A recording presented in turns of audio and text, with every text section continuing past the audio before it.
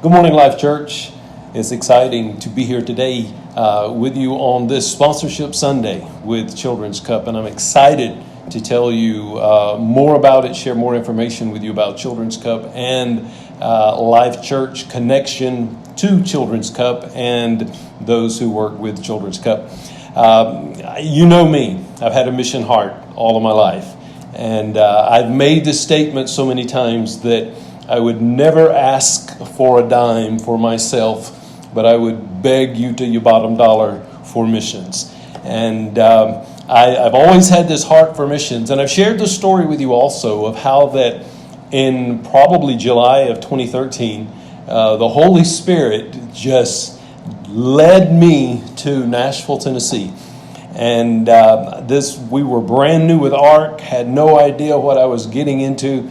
And I drove to Nashville, stayed in a podunk hotel, and went to a meeting. And now the only thing that I can really tell you about that meeting is that I met Dan Ohlerking. And Dan Ohlerking sparked my interest with Children's Cup and the Red Cup. So way back in 2013, what is that, almost 8 years ago, we began then making an effort to receive those monthly offerings with Children's Cup. And now we're continuing to do that, except the cup is white instead of red. So we're still doing that for the Christmas parties that we're doing for our children in Belize. And then we began to branch out a little farther and began to sponsor children, and a lot of us call it adopting children. And we began to sponsor some in Swaziland, and then we began sponsoring some in Honduras when Children's Cup branched into Honduras, and then we found out about Belize and began sponsoring some children there. And the excitement every month of being able to receive letters, or not every month, but receive letters from the children that we sponsor, and then be able to communicate with them, send them birthday gifts, Christmas gifts. All of that was exciting. But then the day came that we were actually able to put feet on the ground there in Belize and see those children that we had sponsored for so long. Not only see them, but bless them with gifts, clothes, all kind of things, hug their necks, see their parents, go into their homes and be with their parents in the home, wrap our arms around them, pray with them, shed tears with them. That was and will always be some of the highlights of my life, and we'll never forget that. Then last year, or earlier this year, we were able to go into Honduras and see children there. Yes, we saw all of the Children's Cup workers. We saw ministers. We saw people that were working in the care points. But the highlight of it all was seeing the children and actually going into their homes and being with them. And our heart beats for that. And although we're not going to be able to go to Belize this year because of COVID, we've got plans to go next year. We're excited about that. And I want to do something special this morning on our Sponsorship Sunday. I'm going to bring in and introduce to you the guy that helped start it all that I met in Nashville, Tennessee. He's my brother in the Lord, a good friend. And although right now, as you're watching this, he is sitting on the West Coast, way over in California, while I'm here, you know where I am, right here in the heart of Meridian, Mississippi. So this morning, will you give me just a second, give a big round of applause to Dan Ohlerking, the director of Children's Cup, and not only the director of Children's Cup, but his father began Children's Cup so long ago. And now here he is carrying on the legacy. So put your hands together for Dan Ohlerking. Hello, Dan. As Pastor Gary, you have been, since that day in 2013, you've been an inspiration in my life so many times. Over and over, conversation with you. You brighten my day. You feed me Chick-fil-A on my way through when we lived in Birmingham and going back and forth to Baton Rouge a lot. You guys are right there with the Chick-fil-A for me. So But even more than that, I mean, there's a brightness you bring to my world, and I appreciate that. I appreciate that about your church. You know, driving by on I-59 there, looking over and seeing your church. Every time we do it, I just think, man, this is a bright spot. Not just for Children's Cup to have a great partner church, but there's a lot of things you've done reaching people in Meridian. You know, helping the homeless during some really cold times, and the things that you've done as a church to reach out to the poor. I just don't think that goes unnoticed in God's eyes. I think God looks at it, and a verse we use around Children's Cup a lot, Matthew 10:42, it says, you know, if you give even a cup of cold water in my name, you'll surely not lose your reward. That verse it's a foundational verse for us as Children's Cup, not just because of the cup, the word mentioned in there, that's great, but the truth of the matter, even just a simple thing like a cup of cold water to somebody who's thirsty, God notices that. He does not leave it just untouched. He sees it, and not only is it, and I think I've never seen Pastor Gary doing what he does because he wants a reward. But God says, you know what? I know you're not doing it for a reward, but I'm going to give you a reward for that. And you know, it's great when you get to see rewards here on earth, but it's even better when you see, you know, the rewards coming in heaven. And I know when we get to heaven, there's going to be a lot of people there because Life Church Meridian, you guys did a lot of things for kids in Belize, for kids in Honduras, for people right there in Meridian, for people all over the U.S. You have done things to help people get to heaven, and it's going to be fun when we get there and see the repercussions of that. So, Pastor Gary, I honor that. You lead that church in that way, and this is just it's a great honor to be a part of what you guys are doing today. We're very thankful for that. Hey, it is our honor to be able to do that and to be able to connect with such good quality people with Children's Cup, and not only you, but also all the way down to the facilitators in the care points in the different countries. It's just exciting for us to be able to be a part of something. But talk to us, Dan, about sponsorship. Carol and I have we sponsor two boys. And we've got several in our church that do sponsor children in both Belize and Honduras. Talk to us a little more about what it means to those people there from your standpoint when we sponsor a child. What actually happens there? Yeah, I think one thing that, you know, you mentioned a second ago, the facilitators and the leaders in the country that we have. We're so blessed as an organization to have nationals, like people from Belize, people from Honduras that are leading the work there. And they're not, we've been reminding them of this for several months now, especially during COVID-19, where we kind of did some assessments of how we're doing things, and just started reminding those workers, hey, you're not just there to babysit kids. It's like if you work in Kids Church at Life Meridian, you're not just there to buy time and take care of the kids while the parents do church. No, you're ministering to those kids. I know that's the heart. And that's the same thing with us. The facilitators at these care points, they're there to minister to the kids and serving that food to those kids, or it's teaching a Bible lesson, or it's helping to check their temperature, doing well physically, or anything in between. The work that they do, it's ministry to those kids. And I'm so proud of our facilitators and our directors out in the countries, because they see that. It is important. And that's what the whole thing with sponsorship, to your question on that, Pastor Gary, is it's not just about, let's see how we can fund the operation that we want to fund. We're not handing $39 to a kid every month. That's crazy. Right. That just wouldn't even be helpful. But what we're doing is we're making sure these kids are taken care of, body, mind, and spirit. In their bodies, we're making sure they're being fed. Like I said, we're checking up on them physically, making sure that the basics of their health are good. And if there's a problem, we get them to a clinic. If there's with the school, you know, some kids need help with tutoring after school. Some kids need help getting the equipment they need for school, or for just understanding something. We work with them after school programs and stuff like that. So we're helping them on their mind. And with the older kids, we're teaching them how to be ready for work, how to be ready to enter the workforce and be a leader, not just get in there and survive, but actually get in and thrive and lead. And then also with the third one, which is my favorite one, everything else kind of leads up to it, is the spirit. We want to take care of them spiritually. And so there's every chance we have, we're trying to connect what we're doing on the ground to a life-giving local church. So those kids have a community of believers to grow up in. And they're not just finding that they can survive. They're not going to starve to death. They're not going to have a health issue. that could be avoided. They're not, they're not going to be unable to do school. But you know what? It all boils down to, what do they do about Jesus? Do they know Jesus? And we want to give them hope. We want to inspire them to dream. We want to see them change the world.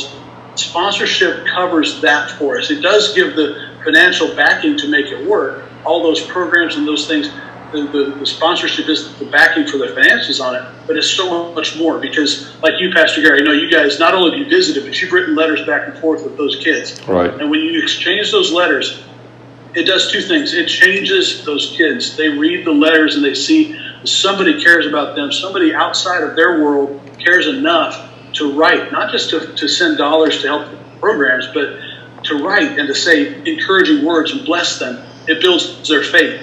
Sometimes they'll write a prayer request. Hey, my grandma's sick. Would you please pray for her? And then you write a letter back with a prayer. And you write, yes, I'll be praying. And you maybe even write the letter with a prayer in it. Mm-hmm. And then their grandma gets better. And they see, oh, God answered my prayer. Their faith is built. So the kids get blessed by a letter writing exchange. But you know what's even cooler is, I can't say it's cooler, but it's also exciting to me, is it changes the sponsor. You as a sponsor, seeing God use you to help a little kid through a challenge, help a young adult or a young teenager learn what they need to learn, not just about working and leading, but also about Jesus in their life.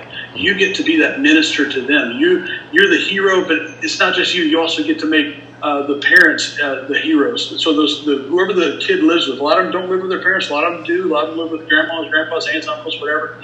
But by doing things the way you do, you're also enabling those kids to grow up in a home that has the resources they need. So there's just so much to sponsorship, but the gist behind it is we're enabling them to not just grow up and have the same cycle be going on, but they're going to grow up and be leaders. They're going to grow up and their kids won't have to be sponsored. Their kids won't be in that same situation because we're doing this. And that's my prayer. I'll tell you this, Pastor Gary, one more thing real quick. Our prayer is out of these kids that are being sponsored, that we will see a kid grow up to be elected leader of his or her community, to be mayor or whatever that leader is called in their community, to be elected leader. And we are believing for one to grow up to start a business that doesn't just help their family survive, but it actually transforms the economy of that community. That there would be a kid that would grow up and learn and do what they need to do to start that kind of business. Another would be that they would grow up to start a church, be a pastor of a church. Yes. And another, this is my personal, maybe, I don't know if this God gave this dream to me or what, maybe it's just me, but I grew up as a missionary kid. I believe in missions, just like Pastor Gary does. But my prayer is that we see one of these kids grow up and receive the call to be a missionary in another country, and we get to help send them out. And I know that once we see the first of each of those four, we're going to see a lot more of them. These kids will grow up to change their world from the inside out. The sponsorship is really the beginning of how all that happens. Absolutely. Wouldn't it be awesome for them to come back to the States or come to the States and be missionaries here in our own country? Especially out here in California, we need it. Absolutely. You know, the United States, we have had it so good where we've never lacked anything until we had the toilet paper shortage.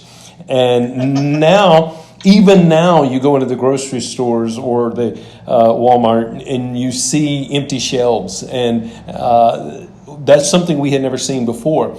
But when you go into these other countries, such as Honduras or Belize, and you see the things that they have that they are so proud of, and it makes us feel guilty and somewhat ashamed. But to know that we're able to help those children in those areas, not trying to Americanize them, but just help them. And you know, when you were talking, I was thinking about the book of Acts. This is exactly what was happening in the book of Acts. There was not a church that was sitting there on Sundays waiting on someone to bless them, but they were getting active in being a blessing and being the hands and feet of Jesus Christ. And for us to be able to take part in that. So, we get into Belize on the very first trip, and we go to Water Walkers at Albert Street downtown, and all of the children are coming in from school,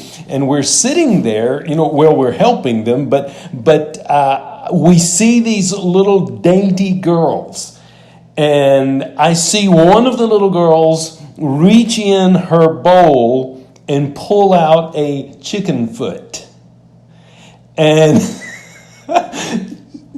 Listen, I am about to gag.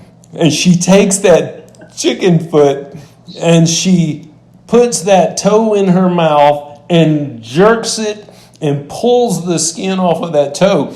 And my heart is going out to them. I'm like, these poor children. But those little girls, they ask for those chicken feet. That is a delicacy there. They wanted those. But dig a little deeper into the bowl, the manna. When we were in Honduras, we were carried into a storage room, and we saw these big pallets of boxes of manna packs. And it blew my mind how that this stuff goes to all of these care points by way of sponsorship. And then the people there take those manna packs and create their own dishes with that, where the children are getting fed. Tell us a little bit about the manna pack and what that actually does. And I believe you're doing this in Swaziland and Honduras and in Belize. Yeah, all 6 countries that we're in, we actually, Manna Pack is a product that Feed My Starving Children, an organization here in the U.S. It's a phenomenal organization. They actually will donate food to a container full of grain. They've packed these meals, and they've actually done the research, the medical and scientific research to look at it and say, what is the healthiest thing we can do in the smallest pack and for the least expense. And so what they're doing is they're providing this highly nutritious meal. But they give us the food. We just have to pay to ship it to the country and distribute it to the kids. So it saves a lot. In the dollars, we could probably buy chicken feet and rice cheaper in country, or maybe for the same amount. Now it's a little crazy because food costs are going nuts. But, we get this food, we ship it, and the reason we do it that way instead of buying local, which I know it has a lot of merit to it as well, but the reason we do that is because the difference in the nutritional value to the kids. Early on in Africa, some of the places we'd go there, we were working with the kids and we're feeding them local traditional food. And we would hear, you could hear in the background of the video, the coughing, just constant coughing. You roll a video talking to the kids, there's just coughing. After about 6 months of doing this with those kids, though, of feeding them this manna pack, this food from FMSC, it's a noticeable difference. Just less kids coughing. They're healthier. There's just a general base of this that comes from them eating nutritional food. There's a lot of other factors in their health, but man, having a diet that gives you nutritional food makes a big difference. And so we're able to provide that in all of our countries, Honduras and Belize, no exception, that we provide this food to them. And, they get, it's the same meal every day. And so it is, sometimes you want to throw a chicken foot in there for them. I don't want the chicken foot. I'll leave it for them if they want that. So we do that every now and then. We'll throw some stuff in there that's extra. But man, the difference for those kids health-wise, a healthy meal makes all the difference in the world. If you don't have the healthy meal, it makes all. Absolutely. Well, listen, I know you are the son of the founder of Children's Cup. And I know that's got to pull on a heartstring there, knowing that this was your dad's dream and he's gone on to be with the Lord.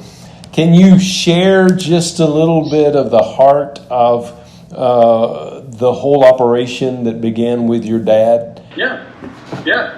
My parents, like I said, they were missionaries when I was growing up, so it was all over the Philippines and in Belgium, and Dad was all over the world, actually. He went to 109 countries, so I got a long ways to go to catch up there. His heart was always kids. It was just always kids. He did a lot of different things, and I got to help build a lot of schools, worked for an organization that had a lot of money they could put into doing stuff, and so he was able to lead projects. But his heart was continually drawn to children that were in the hard places of the world. So that's really the aim. It's not just go find some kids and feed them. And it's not just go find some kids in hard places. That was one of the things he wanted to do. Find kids that are in hard situations. The harder the better for him. Not that he liked it, but that's where he focused. And so, but it's not. He also recognized it's not enough just to feed kids that are in hard places in the world. It was always back to Mom and Dad would say, we want to feed kids, but we got to tell them about Jesus. We want to feed them so that we can tell them about Jesus. You can go in there and try to say, we're going to preach Jesus to all these kids, but if they're starving, they're not going to listen. But you put a meal in front of them, get their bellies full, then their ears open up, and they'll listen. And so that's really been the story of Children's Cup. We've done it through a bunch of different ways. Food is, everybody needs food, and if you don't have it, then you really need it, but everybody's got to have food. But we also did a lot of stuff early on working with children's hospitals and some different things, kids in just different hard situations. And so that has been the heart, but it's always about Jesus. And Dad's favorite phrase was, hope's name is Jesus. Mm-hmm. We say it now. We want to give hope. We want to inspire dreams. We want to change worlds. But that giving hope is not just give a pat on the back and say, go get them. I hope you do good. That's not giving hope. Giving hope in our context is we're going to give them Jesus. Absolutely. And, one of the things that illustrates that, one of the first times I went to Africa, I remember grabbing a kid and saying, so what do you want to be when you grow up? And I remember the look on this little girl's face. It was just like, she was probably 10, 11 years old. She's like, as if she just said, it's like, I don't even know what you're talking about. I don't even know growing up, because her world was, I have to survive today. I'm not even worried about tomorrow, let alone 5 years from now or 10 years from now. I just got to survive today. What am I eating today? And then I'll be good. And so, but then she starts getting involved in the care point and all the work that Children's Cup was doing with her. And, it wasn't the same kid, but I went back about a year later and asked the same question to another kid. And this kid said, well, if I grow up, I want to be a teacher. And I thought, oh, cool. And then I listened back and I rewinded in my head. And did you just say, if I grow up? And that was this kid's reality was, okay, understand that there may be a future out there. But so if I'm blessed, if I get to be one of those that grows up and has a future in front of me, I thought we're still not there, and what we hear a lot in letters with your kids, and you see it on the sponsorship packet. Sometimes it'll say, grow up, I want to be a teacher. I want to be a pastor. I want to be, they have these dreams. That's what inspiring them to dream in Jesus. We inspire them to dream. And that's what I was saying before is that's when they get to change their world from the inside out. I can go to Belize all I want, and I'm not going to change Belize from the inside out. I can't do it. I'm not an insider. These kids are. These kids are the hope of Belize. These kids are what the future, them being able to dream, that's what's going to turn the poverty situation in Belize around. And in Honduras, those communities that have otherwise no hope. These kids are the catalyst for that, for the change that's coming. And when you sponsor them, that's why it's important to sponsor. It's not just to get a kid through a meal. It's to see this community and this situation change drastically. That was Dad's dream, to get right down to it. The beauty of it all, I saw with my own eyes sponsors from our church that went to Belize and to Honduras. And of course, I was able to do this myself, but I was able to see them connect with those children that they had written to and that they had sponsored and they brought gifts for, but then they also connected with their parents. And there's a relationship building there. And I believe that's what the kingdom of God is all about. Building relationships. Yes, we do that within our church. We do that within our community. But being able to do that across the waters and on the mission field and the excitement of there. So, everybody that sponsors will not go to Belize or Honduras, but they have the opportunity. And we will give them the opportunities as we get through this COVID and move on into the future. The Lord willing, we'll be able to do this to where we will be able to even build onto those relationships that they already have. And, for Carol and me, for $39 a month times 2, put it in our budget. And Dave Ramsey budget is perfect, and we got it in there to and that wasn't an advertisement for him, but put it in there, and every month without question, we know where that is going, and then to be able to write letters to them and stay connected with those boys, and it touches our heart, and then we long for the day we get to get back there and see them again. So I'm excited about today. I'm excited about the fact that we can offer this to anyone and everyone. And Dan, haven't you sent some of your own prize staff with us today? Don't we have them right here with us today? Yeah. Oh, yeah. Michael and Julia Ali they live out here in California, but they happen to be over on that side of the country this weekend, and so they're up there with you guys. Can I throw one verse in here at this that has just been it has been this week really has been hitting me that this is what we need to do as the body of Christ, as believers, but certainly it fits with working with the kids, and it fits with every one of you that's listening right now. It's Philippians 4:8, and I've read this verse my whole life. I've been in church my whole life, and this has been a verse that I've heard said one way, and I totally believe it to be true that way, but I've seen it in a new light. Let me read it to you first real quick. And now, dear brothers and sisters, one final thing. Fix your thoughts on what is true and honorable and right and pure, lovely and admirable. Think about things that are excellent and worthy of praise.